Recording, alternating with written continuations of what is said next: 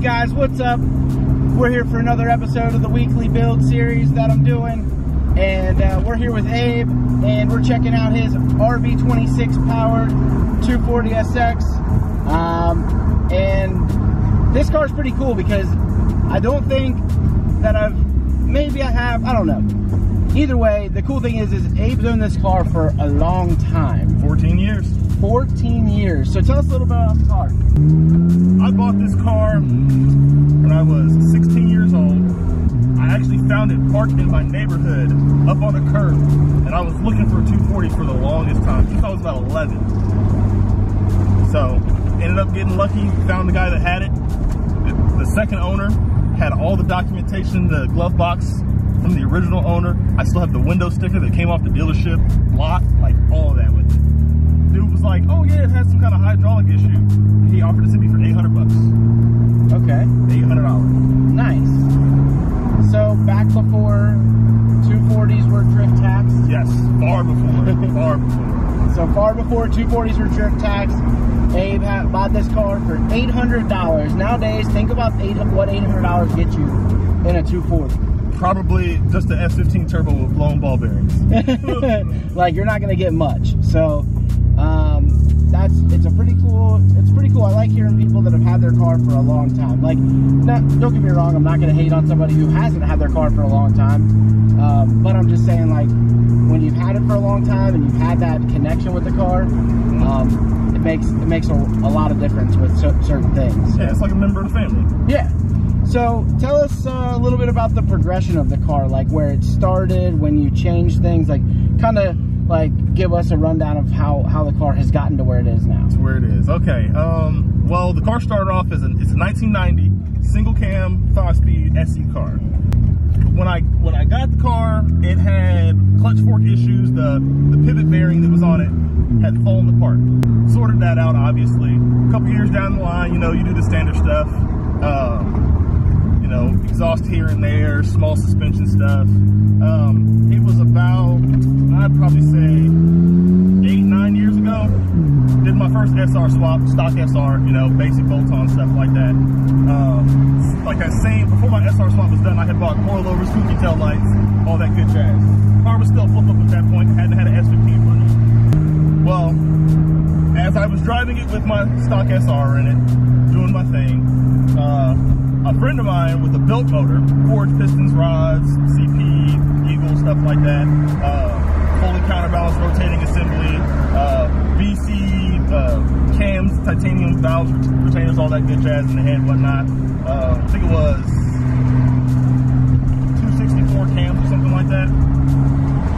Ended up getting that motor, building it, 2871R setup, made 406.3 wheel. Got set up in the car. Yeah, it was nice. It was fun. It was very fun.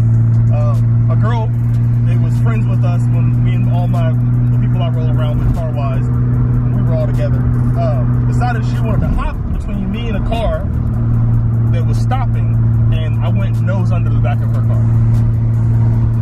Car's already on coilovers. It basically became a wedge between the street and her car. So the front end got jacked up on my car. Not too bad, but bad enough that it bothered me. As long as I've owned the car, it was always clean. It ended up coming down to, I told myself if I ever messed the front end up, put an S15 front end on. A guy in Indiana had a full S15 conversion. He was building an RB30 with a 26 head to go to an S14. So he wanted money to finish that up because he wanted to get out of the car game. So for $1,000, I got the carbon hood, the headlights, the bumper, and the fenders to make the conversion work. Different front bumper. That one had to go. It wasn't very gorgeous. It made you think Fast and Furious. Well, you saw it. Got that, installed it myself. I think it took me a good 3-4 days to get everything mocked up where I wanted it to be. Normal bodywork problems. Nobody enjoys bodywork. Nobody. After the car was tuned, after I had the built SR in there, was loving life,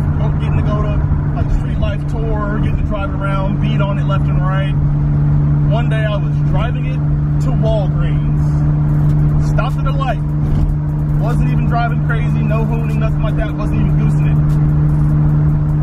Ended up stopping at a light, put it in gear, went to go drive, and it just shut down. No idea what was going on.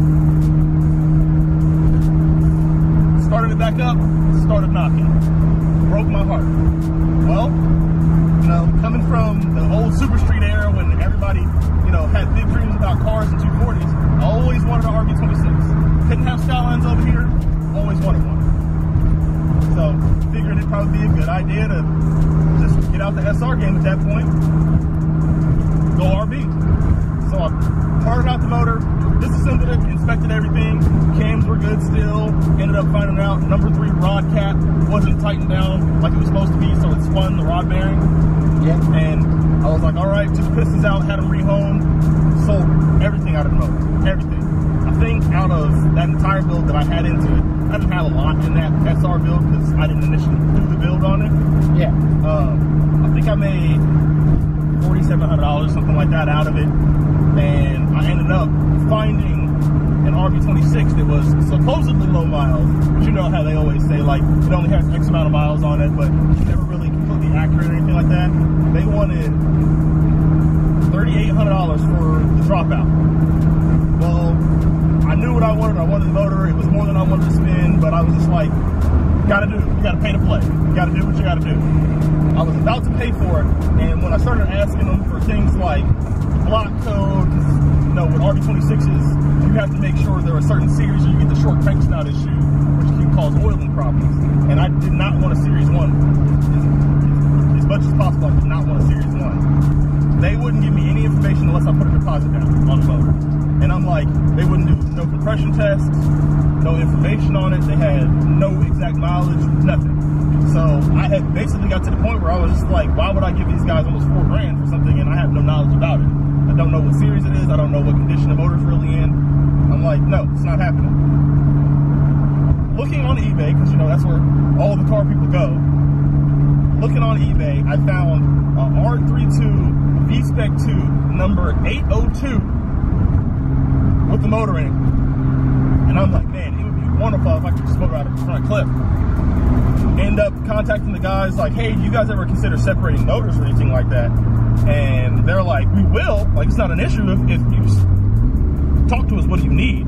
So I let them know, like, hey, I want to know exact mileage of the motor. I need the VIN off the dash. I need the block code. Within 2 days of me asking for the request of all these things, they made a compression test video, put it up on YouTube, so that they prove they weren't hiding anything. They gave me the VIN number off the VIN plate, and they gave me the block code. Cross-referenced it all, found out, you know, what model the car was, when the car was made, exactly what the series the motor was. Everything was perfect. When I got this motor, it had 59,342 miles on it. So I'm like, what's better than knowing the exact mileages on your motor? Like, yeah. It's a peace of mind thing when you're about to dump $3,600 on the motor. The only thing I found oiling-wise that is weak is, which is my fault that it even happened. The guy that tuned my old SR setup had warned me. He was like, your fuel pump is weak. Change it sooner than later. And I forgot that he told me. Because, you know, during this time I'm doing the swap, it wasn't on my mind. It was more or less get the RB running. Like, that was the thing. Yeah. So, after getting my RB running, I launched it for like 6K on the street. Just launched it. And the fuel pump died the minute I launched it. The shock shattered the oil pump gears because Nissan uses metal gear, powdered metal gears in the oil pumps. The worst idea that it's ever been. So the fuel pump died. The fuel pump died. When the car died itself, the shock of everything destroyed the oil pump. Destroyed it. Little fact, when I started my RV stuff, I went to Abe with a lot of questions. So his car, I saw it at Streetcar Takeover, and that's when we first met and became friends. And yeah, he's answered a lot of stuff. So this car kind of helped me get my car going. What would you say is, do you have like a memory or a favorite memory, something that happened in the car that sticks out or something of that nature? I have one. I have a really good one. So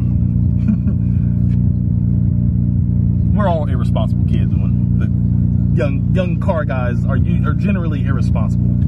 I don't know what you're talking about. Back when she was a stock single cam, because this car has always been fun to drive to me. I don't care how slow it's ever been. It's always been fun to drive. My friend, one of my closest friends, he's still one of my closest friends. We always cruise together. Well, he had a Saturn SE2, automatic.